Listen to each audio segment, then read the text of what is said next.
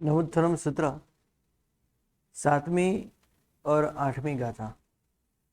अपरिहय वरनानो दंसन धराणम व्यट्ट छौमानम जीनानम जावयानम पिन्नानम तारयानम बुद्धानम बोहयानम मुक्तानम मोगानम।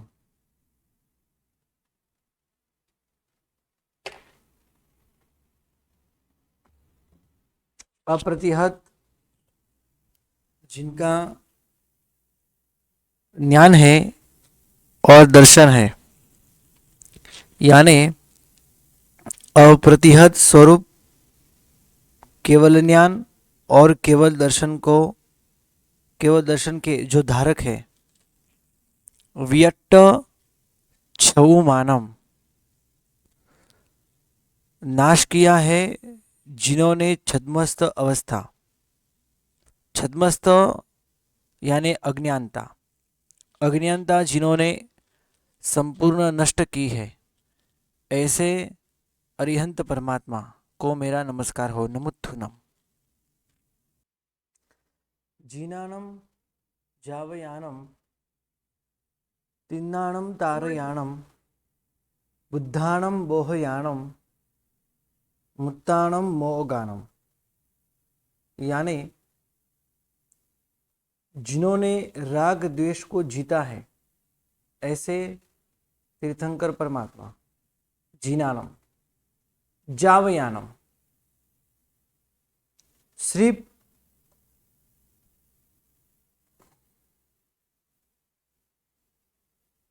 राग द्वेष को जीतने वाले नहीं है, जिताने वाले भी है।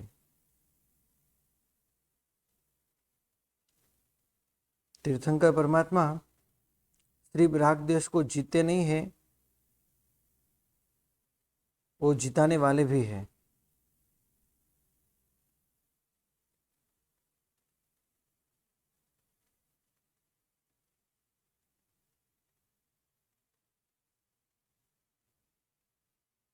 तिन्नानम तारयानम संसार समुद्र जिन्होंने तर लिया है, संसार समुद्र से जो पार उतर गए हैं, ऐसे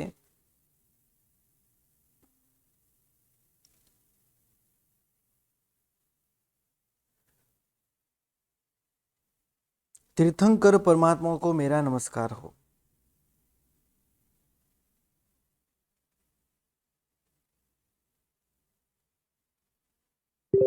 जो संसार समुद्र से पार हो गए हैं, उनको मेरा नमस्कार हो। तारयानम दूसरों को भी पार पहुंचाने वाले हैं, ऐसे मेरे अरिहंत परमात्मा है, उनको मेरा नमस्कार हो। बुद्धानम बोहयानम जो स्वयं बुद्ध है और दूसरों को भी बोध देने वाले हैं, उनको मेरा नमस्कार हो।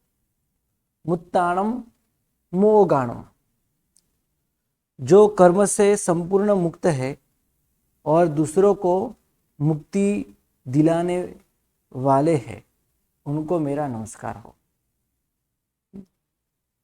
जीनानम जावयानम तिन्नानम तारयानम बुद्धानम बोहयानम उत्तानम मोगानम, राग देश को जीतने वाले को और जिताने वाले को मेरा नमस्कार हो।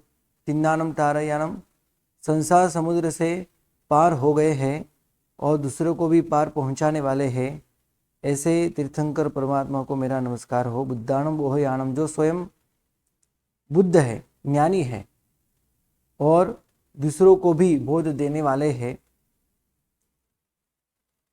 ऐसे तीर्थंकर परमात्मा को मेरा नमस्कार हो।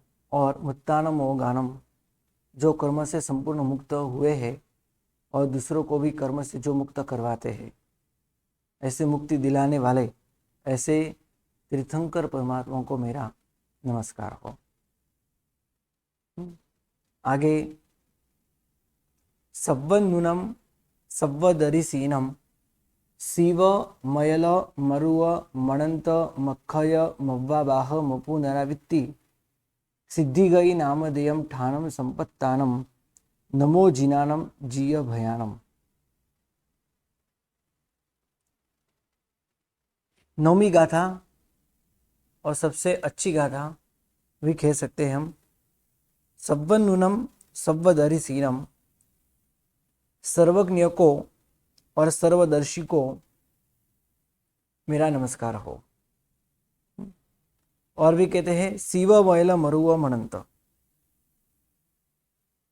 शिव अचल, अरुज, अनंत, अक्षय, अव्यबाद और अपुनरावृत्ति स्वरूप जो है और जिनका सिद्धि गति नाम है, ऐसे स्थान को जिन्होंने प्राप्त किया है, ऐसे तीर्थंकर परमात्मा को मेरा नमस्कार हो। शिव यानी शिव, शिव यानी उपद्रव से रहित, अचल यानी स्थिर, जो कभी चलायमान नहीं होता, वो अचल है। अरुव, जो आदि व्याधि आदि रोग रहित है। अनंत, जिसका अंत कभी नहीं है। अक्षय यानी अक्षय, जो क्षय रहित है, जिनके अंदर इतना सारा सुख है वो कभी क्षय होगा ही नहीं। अव्याबाद, कर्मजन्य पीड़ाओं से संपूर्ण जो रहित है, संपूर्ण बाधा रहित है। यहाँ किसकी बाधा लेनी है? कर्मों की बाधा। ऐसे कर्मों की बाधा से संपूर्ण जो रहित है।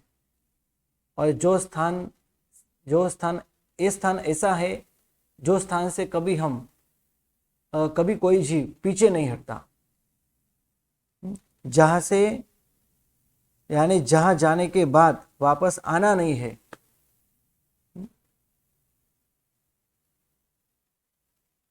ऐसा स्थान जिसका नाम है सिद्धि गति।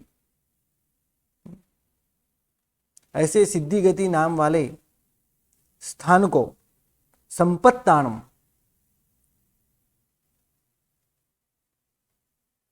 ऐसे स्थान को जिन्होंने प्राप्त किया है उनको मेरा नमस्कार हो। नमो जिनाणम जीय भयानम।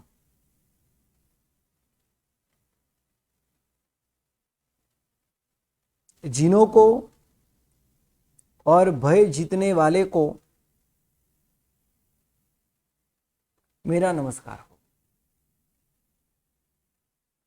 ऐसे तीर्थंकर परमात्मा को और जिन्होंने राग भय राग द्वेष आदि जीत लिया है, जीय, जिन्होंने भय को जीत लिया है, ऐसे तीर्थंकर परमात्मा को मेरा नमस्कार हो। कभी किसी को बहुत डर लगता है तो उनको एक मंत्र का जाप करना चाहिए, नमो जिनानम जीय भयानम, नमो जिनानम जीय भयानम, नमो जिनानम जीय भयानम। इसका जाप हमेशा करना चाहिए। तो यहाँ पे ऐसे नौमी गाथा का अर्थ बताया है, सव्वन्नूनम सव्वदर्शिनम, जो जहाँ पे सर्वज्ञ और सर्वदर्शीपणु है, એટલે सर्वज्ञता और सर्वदर्शीता जहाँ पे है, जो कल्याण रूप है, जो अचल है, जो स्थान रोग रहित है, जो स्थान के अंदर जो स्थान के अंदर सुख अनंत अनंत है, कभी क्षय नहीं होगा, ऐसा सुख है, यानी शाश्वत है। और कभी किसी से कोई भी प्रकार की बाधा जहाँ पे नहीं होती, ऐसा बाधा रहित जो स्थान है और जो स्थान से कभी वापस नहीं आना है, ऐसे स्थान को, तो ऐसा स्थान जिसका नाम है सिद्धि गति, ऐसे सिद्धि गति नाम वाले, नामधेयम यानी नाम वाले स्थान को जिन्होंने प्राप्त किया है, ऐसे तीर्थंकर परमात्मा को ठाणम संपत्तानम जिनानम नमो, ऐसे स्थान को जिन्होंने प्राप्त किया, ऐसे तीर्थंकर परमात्मा को मेरा नमस्कार हो। और अंत में फिर से एक बार बताया है कि जिन्होंने साध भय को जीत लिया है, ऐसे भगवान को मेरा नमस्कार हो। हकीकत में यहाँ पे ही नमुत्थुनुम सूत्र पूर्ण हो जाता है। और पूर्वाचार्यों ने और एक गाथा यहाँ पे ऐड की है, जो 10वीं गाथा है। ऊपर 9 गाथा तक, 1 से लेकर 9 गाथा तक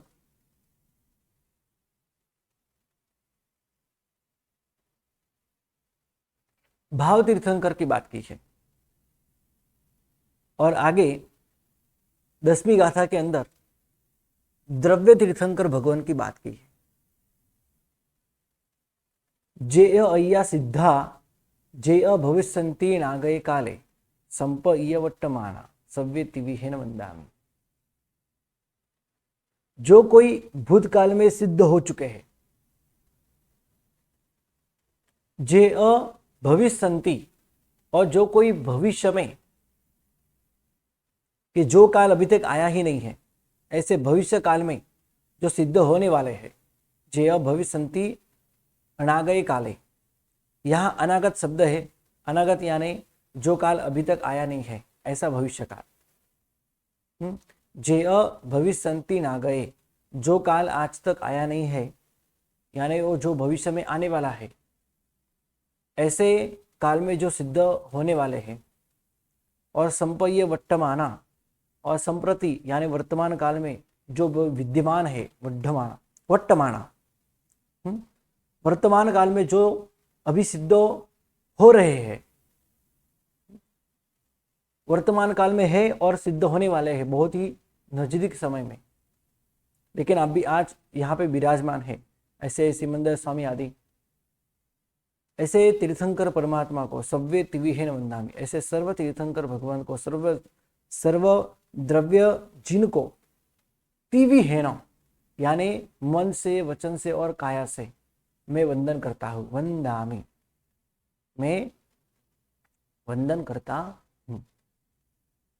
जे अय्या सिद्धा जे भविष्यन्ति नागये काले संप वर्तमाना सव्येति विहेन वंदामि।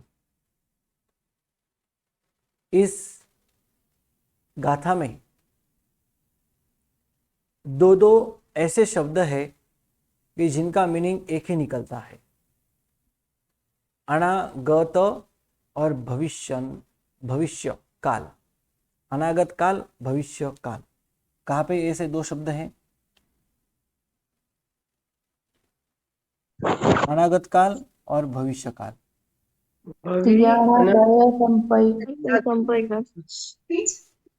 और भविष्यन्ति नागये काले, और संपयी और वर्तमाना, ये 2 शब्द ऐसे हैं जिनका मीनिंग एक ही निकलता है, लेकिन हमको इसका अर्थ ऐसे निकालना है कि जो कोई अतीत में सिद्ध हो चुके हैं और जो काल अभी तक आया नहीं है, ऐसे भविष्य काल में जो सिद्ध होने वाले हैं, और वर्तमान काल में जो विद्यमान है, जो सिद्ध होने वाले हैं, ऐसे सर्व द्रव्य जिनेश्वर को मैं मन, वचन और काया से तिविहेन वंदामि, वंदन करता हूँ। ऐसे यहाँ पे द्रव्य तीर्थंकर प्रभु की बात की है, तीर्थंकरों की बात की है, और ऊपर 1 से लेके 10वीं गाथा तक, नहीं, 9वीं गाथा तक भाव तीर्थंकर की बात की है। भाव तीर्थंकरों की यहाँ पे बात की है। भाव तीर्थंकर यानी जो आज विद्यमान है वर्तमान काल में, जैसे कि सिमंदर स्वामी आदि 20 तीर्थंकर भगवान आज विराजमान है, केवली अवस्था में है, जिनको हम भाव तीर्थंकर कहते हैं। ऐसे भाव तीर्थंकरों को यहाँ पे नमस्कार हो रहा है, 1 से लेके 9 गाथा तक। नमुत्थनम सूत्र के अंदर आई हुई संपदा की हम यहाँ पे बात करते हैं। सबसे पहले स्तोतव्य संपदा है नमुत्थुनम, अरिहंतानम भगवंतानम। नमस्कार हो अरिहंत परमात्मा को। ये दो पद वाली प्रथम संपदा है जिसका नाम है स्तोतव्य।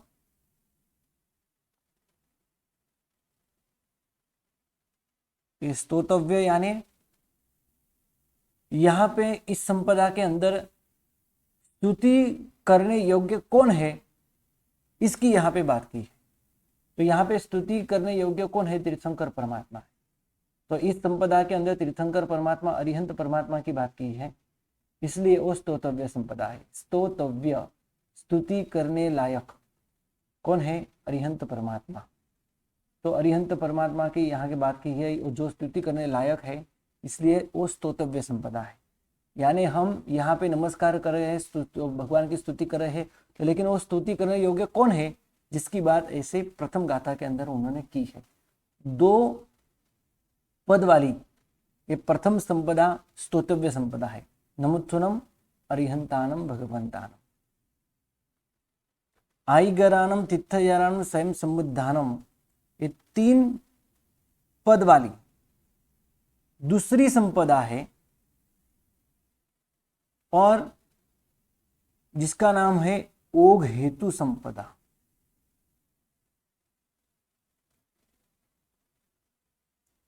ओघ हेतु संपदा यानी यहाँ पे जो स्तुति करने लायक है, ऐसे अरिहंत परमात्मा है। तो अरिहंत परमात्मा एक कैसे है, तो इसकी बात यहाँ पे सामान्य से बताई है। तो अरिहंत परमात्मा जो धर्म की आदि करते हैं, जो तीर्थंकर है, तीर्थ की स्थापना करते हैं और जो स्वयं बुद्ध है, ऐसे अरिहंत परमात्मा को मैं नमस्कार करता हूँ। तो ये तीनों शब्दों में आईगरानम, तीर्थयारानम, स्वयं संबुद्धानम, इसके अंदर सामान्य से तीर्थंकर प्रभु का परिचय दिया है। इसलिए दूसरी संपदा तीन पद वाली ओघ हेतु संपदा है। ओघ हेतु संपदा। तीसरी संपदा की बात करते हैं। हम सबको पता है संपदा किसे कहते हैं? जहां पे अर्थ पूर्ण होता है उसे हम संपदा कहते हैं। तो यहाँ पे एक अर्थ पूर्ण हो रहा है। नमस्कार हो अरिहंत परमात्मा को। तो ये अरिहंत परमात्मा कैसे, जो आदि करने वाले हैं, तीर्थ की स्थापना करने वाले हैं, जो स्वयं संबुद्ध है, उनको मैं नमस्कार करता हूँ। तो ओघ हेतु संपदा। आगे कहते हैं पुरीसुत्तमानम, पुरीस सिंहानम, पुरीस वर पुंडरीयानम, पुरीस वर गंधहत्तीनम। कितने पद हैं? 4 पद। 1, 2, 3 और 4। ये 4 पद वाली तीसरी संपदा है और यहाँ पे विशेष हेतु संपदा बताई है। विशेष हेतु संपदा यानी जिनको मैं वंदन कर रहा हूं, नमस्कार कर रहा हूं, और अरिहंत परमात्मा कैसे है, तो उनकी यहाँ पे विशेष बात बताई है कि जो पुरुषों में उत्तम है, पुरुष में सिंह समान है, पुरुष में पुंडरिक कमल समान है और पुरुष में जो गंध हस्ती समान है, ऐसे अरिहंत परमात्मा को मैं वंदन करता हूं।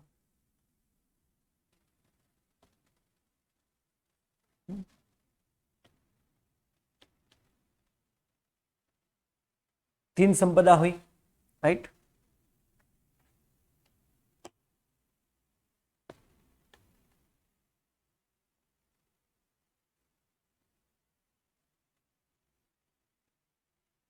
आगे बढ़ते हैं। लोगोत्तमानम, लोगोनाहनम, लोगोहियानम, लोगोपयिमानम, लोगोपज्जोगरानम। ये है चौथी संपदा। इसके अंदर 5 पद बताए हैं। लोक में उत्तम आदि 5 पद बताए हैं। तो ये 5 पदों में विशेष हमको क्या बताया है? उपयोग हेतु संपदा।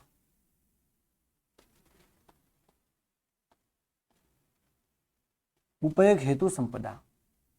अभी ये क्या है उपयोग हेतु संपदा? तो सबसे पहले हमने ये तय किया कि हमको नमस्कार किसे करना है। तो अरिहंत परमात्मा को करना है। वो अरिहंत परमात्मा स्तुति करने योग्य है।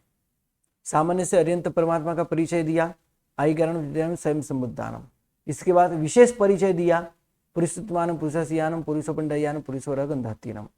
और इसके बाद चौथी संपदा के अंदर बात कर रहे हैं कि जो अरिहंत परमात्मा है, सामान्य से और विशेष से उसका हमने परिचय देखा, तो मान लिया कि ऐसे ऐसे ऐसे ऐसे उत्कृष्ट प्रकार के अरिहंत परमात्मा है, लेकिन हमारे लिए क्या उपयोगी है?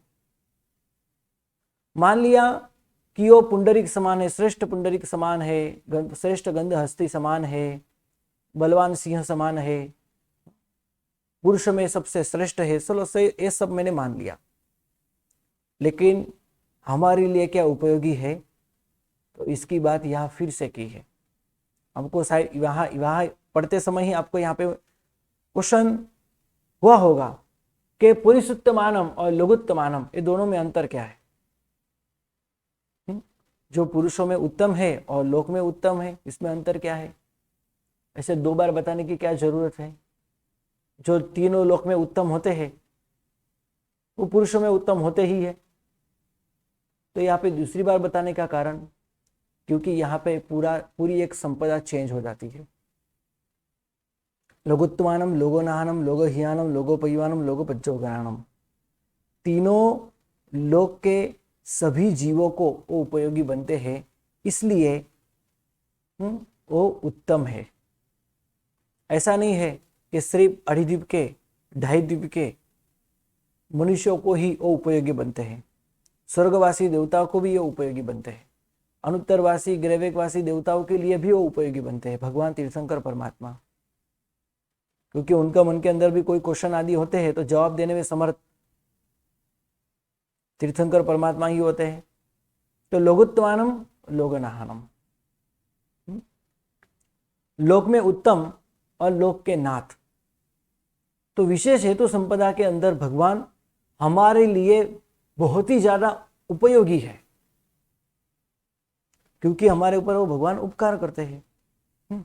तो उपयोग हेतु संपदा, भगवान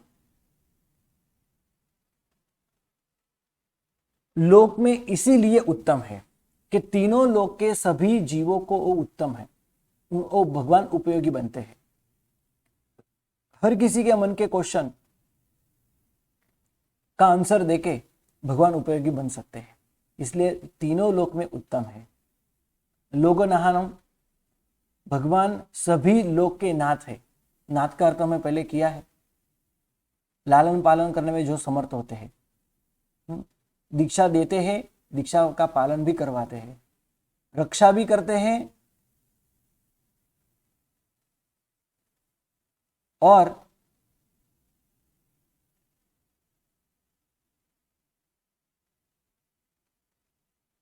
हमारे लिए ज्यादा से ज्यादा उपयोगी भी बनते हैं। योग और क्षेम करने में समर्थ होते हैं। योग यानी चारित्र धर्म आदि देना, और क्षेम का सामान्य से अर्थ है समर्थ होना। भगवान सिर्फ देते ही नहीं है, देने के बाद उसका पालन भी करवाते हैं, वो भी हमको सिखाते हैं। तो भगवान इसीलिए तीनों लोक के नाथ है, यानी सभी जीवों के नाथ है, उत्तम भी है, नाथ भी है, इसलिए भगवान उपयोगी है। लोग हियानम, सभी लोग को, सभी जीवों को सच्चा राह दिखाते हैं। हित और अहित की बात करते हैं, इसलिए भगवान लोगों के हित करने वाले हैं, इसलिए भगवान उपयोगी है। लोगोपयवानम, लोक में दीपक समान है।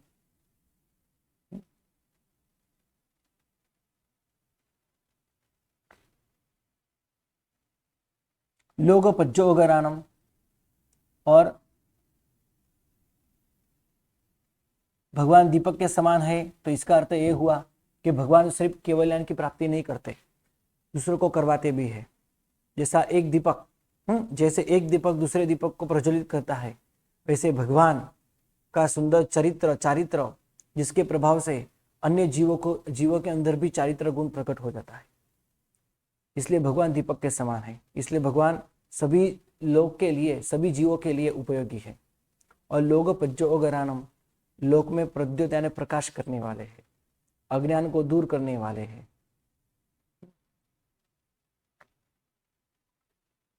तो यहाँ पे उपयोग हेतु संपदा हुई, ये उपयोग हेतु संपदा हुई। आगे बात करते हैं। 5वीं गाथा और 6ठी संपदा, इसके अंदर 5 पद है। अभय दयानम, चक्षु दयानम, मग्ग दयानम, शरण दयानम, बोहि दयानम। तो ऐसे 5 पद वाली ये संपदा है 5वीं संपदा, जिसका नाम है तद हेतु संपदा। तद हेतु संपदा। फिर से मैं लिखूं, ये त आखा पूरा है, ये द आधा है, ये ह है, हे तु, तद हेतु, तद हेतु संपदा। भगवान उपयोगी है, इसका कारण इसमें बताया है। ऊपर बताया है कि सिर्फ ढाई द्वीप के मनुष्य के लिए ये उपयोगी नहीं है, तीनों लोक के सभी जीवों के लिए उपयोगी है। इसलिए भगवान को उपमा दी गई, लोगोत्तमानम, लोगोनाहनम, लोगोहियानम, लोगोपयुवानम, लोगोपज्योगरानम। अभी ये सभी के कारण यहाँ पे बताते हैं कैसे उपयोगी बनते हैं। तद हेतु स्तोतव्य, यानी ऐसे तीर्थंकर परमात्मा जो सभी जीवों के लिए उपयोगी बनते हैं। तो कैसे बनते हैं? कैसे बनते हैं? उपयोगी होने में कारण क्या है, यानी ये क्यों उपयोगी है, इसकी बात ये 5वीं गाथा में की है।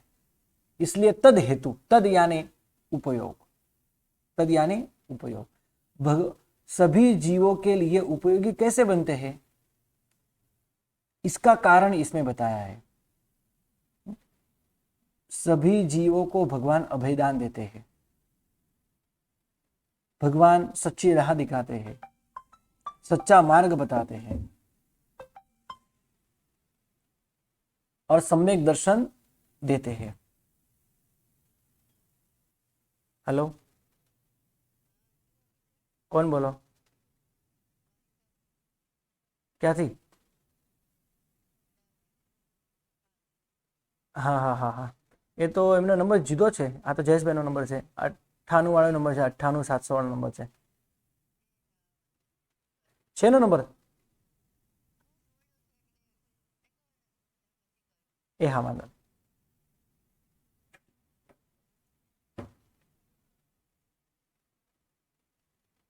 अभय दयानम, चक्षु दयानम, मग्ग दयानम, शरण दयानम, बोहि दयानम।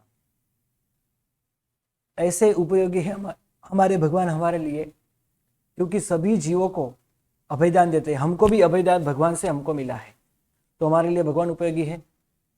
भगवान अंतरचक्षु हमको देते हैं और हित अहित की बात करते हैं और सच्चा राह दिखाते हैं। सिर्फ दिखाते हैं नहीं, ऐसा है नहीं, वो मार्ग पे चलाते भी है। मग्ग दयानम, मार्ग भी देते हैं, सिर्फ मार्ग दिखाते ऐसा नहीं। मार्ग दिखाना अलग बात है और मार्ग पे चलाना वो बात अलग है। चक्षु दयानम, मग्ग दयानम और शरण दयानम। हम किसी कभी आपत्ति के अंदर आते हैं तो भगवान के शरण में जाते हैं, तो जिसके कारण जिनके प्रभाव से हम बच जाते हैं आपत्ति से, संकटों से, तो शरण दयानम। इसलिए भगवान हमारे लिए उपयोगी है और भगवान साक्षात धर्म स्वरूप है। इसलिए धर्म यानी सम्यक दर्शन, सम्यक ज्ञान, सम्यक चारित्र आदि की भगवान के कारण ही हमको प्राप्ति होती है। इनका स्वरूप भगवान से, मुख से ही हमको प्राप्त होता है। इसलिए भगवान हमारे लिए सबसे ज्यादा उपयोगी। यानी तत् यानी उपयोग, ये उपयोगी कैसे है इसका कारण, हेतु यानी कारण, इसका कारण, ऐसे 5 कारण यहाँ पे बताए हैं 5वीं संपदा में 5 पदों से, अभयदयानम, चक्षुदयानम, मगधयानम, शरणदयानम, मोहिदयानम। आगे कहते हैं धम्मदयानम, धम्मदेशयानम, धम्मनायगानम, धम्मसारहीनम, धम्मवर चाउरंत चक्रवर्तीनम। छठी गाथा और छठी संपदा।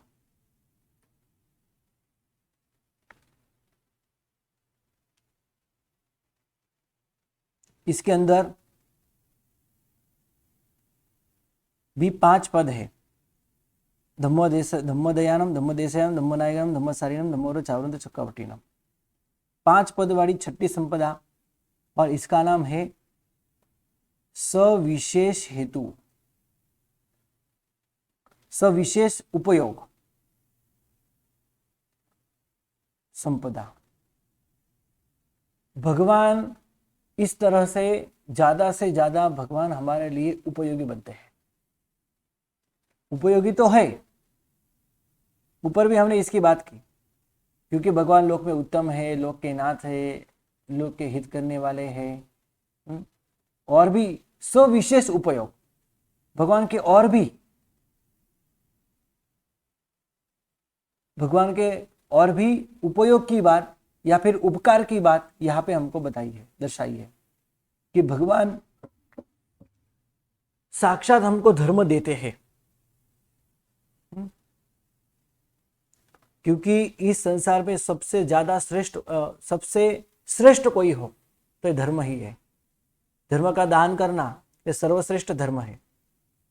इसलिए सविशेष उपयोग हेतु संपदा यहाँ पे बता दे कि भगवान, क्योंकि साक्षात भगवान ही हमको धर्म देने वाले हैं, क्योंकि साक्षात भगवान धर्म का स्वरूप ही है, धर्म ही है, और उनसे ही हमको धर्म की प्राप्ति होती है। इसलिए धम्मदयानम, धर्म के दातार भगवान है, धर्म की देशना देने वाले हैं, धर्म के भगवान नायक है, सभी प्रकार के धर्म करने में करवाने में भगवान सक्षम है, इसलिए भगवान नायक है, धर्म के सारथी भी है।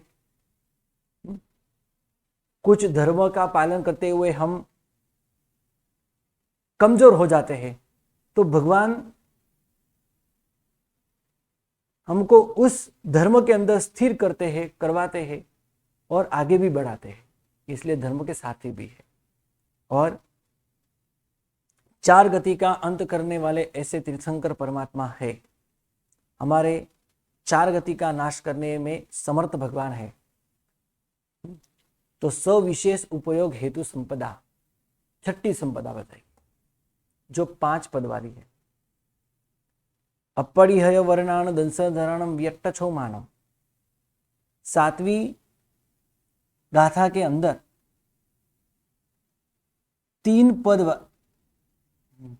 2 पद वाली ये संपदा है स्वरूप संपदा।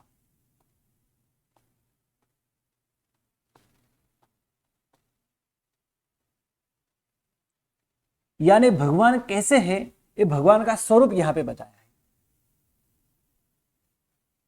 ऊपर भी बताया कि अरिहंत परमात्मा सामान्य से ऐसे, विशेष से ऐसे है। 2 संपदा इसके लिए भी आई।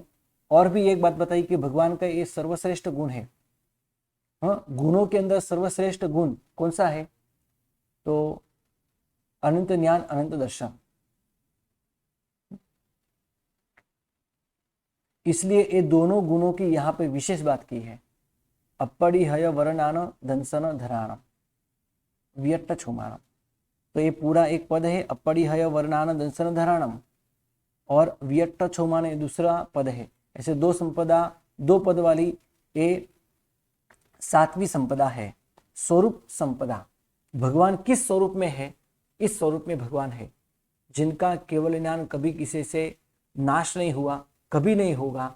ऐसे केवल ज्ञान और केवल दर्शन के जो धारक है, और जिन्होंने कायम स्वरूप, कायम यानी हमेशा के लिए जिन्होंने छद्मस्त अवस्था, अज्ञान अवस्था संपूर्ण दूर की है, ऐसे हमारे तीर्थंकर परमात्मा है।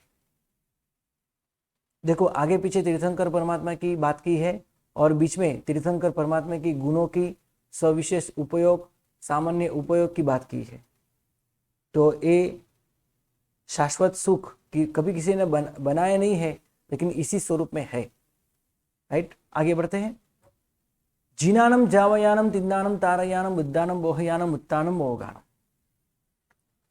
ये 8वीं संपदा है जिसके अंदर 4 पद है और इसका नाम है निज सम फल द संपदा। फिर से नाम बोलूं,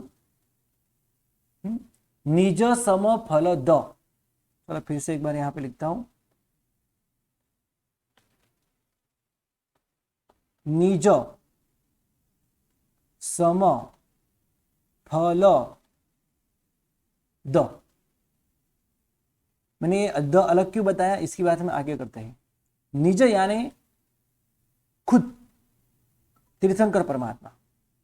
सम यानी समान, फल यानी फल, खुद के समान फल देने, द એટલે देने में समर्थ होते हैं।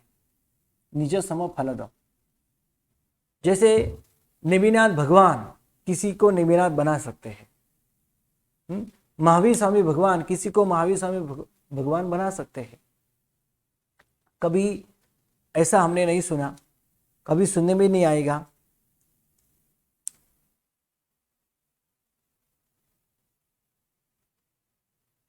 कि राम ने किसी को राम बनाया, हनुमान ने किसी को हनुमान बनाया, ब्रह्मा ने किसी को ब्रह्मा बनाया, महादेव ने किसी को महादेव बनाया।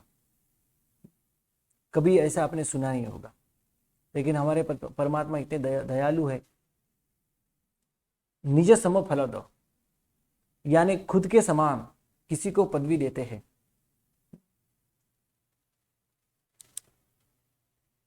नेमी कहे तुम चिंता न करशो, तुम पदवी अम सरखी।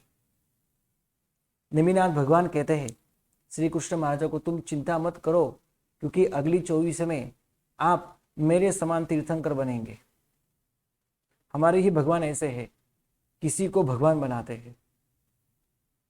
हमारे भगवान ऐसे हैं, किसी को भगवान बनाते हैं। महावीर स्वामी परमात्मा पर के शासन में 10 ऐसे महान पुरुष थे, ऐसे महान जीव थे कि जिन्होंने तीर्थंकर नाम कर्म का उपार्जन किया, जो तीर्थंकर बनने वाले हैं। नेमिनाथ भगवान के शासन में भी थे। तो ऐसे हमारे तीर्थंकर परमात्मा है। इसलिए यहाँ पे बताया कि जीनानम जावयानम, खुद ऐसा नहीं है खुद राग द्वेष को जीत लेते और मोक्ष में चले जाते हैं, ऐसा नहीं है। खुद राग द्वेष को जीतते हैं और दूसरों को भी जिताते हैं। खुद संसार समुद्र को तरते हैं, दूसरों को भी तराते हैं। खुद केवल ज्ञान की प्राप्ति करते हैं, दूसरों को भी बोध की प्राप्ति करवाते हैं। और खुद भी मोक्ष में जाते हैं और दूसरों को भी मोक्ष में लेके जाते हैं। जैसे आदिनाथ परमात्मा अकेले मोक्ष में नहीं गए, जो जाते थे तो उनके पुत्र और पौत्रों को भी लेके गए। 108 जना एक ही समय में मोक्ष में गए। बहुत बड़ा आश्चर्य हुआ। ऐसे बहुत सारे तीर्थंकर हैं, खुद अकेले मोक्ष में नहीं गए, किसी को साथ में मोक्ष में लेके गए हैं। मुक्तानम मोहगानम, कर्म से संपूर्ण मुक्त भी होते हैं और दूसरों को करवाते भी है। यानी खुद के समान यहाँ पे पदवी देने की बात है। तो जीनानम जावयानम तिन्नानम तारयानम बुद्धानम बोहयानम उत्तानम मोहगानम। निज सम फल द, खुद के समान फल देने में जो समर्थ है, ऐसे हमारे तीर्थंकर परमात्मा है। इसलिए यहाँ पे तीर्थंकर परमात्मा वो कैसे है, उनके अंदर कैसे गुण है और वो कैसे गुण की प्राप्ति करवाते हैं, इसकी यहाँ पे बात की है। इसलिए निज सम फलद नाम की यह संपदा है, 8वीं संपदा। और आगे 9वीं संपदा है, 9वीं गाथा वाली, और जिसके अंदर मुख्य 3 पद है। पद तो बहुत सारे हमको यहाँ पे दिखाई देंगे, लेकिन 3 ही पद है।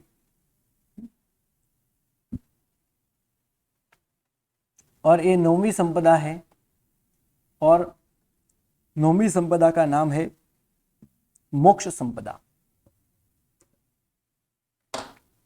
नौवीं संपदा का नाम है मोक्ष संपदा।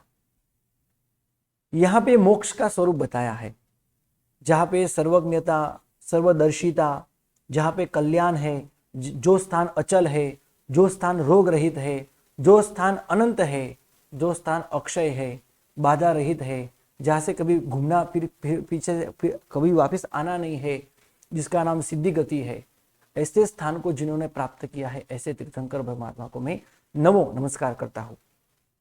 यानी यहाँ पे खास मोक्ष की बात की है, इसलिए मोक्ष संपदा इसका नाम है।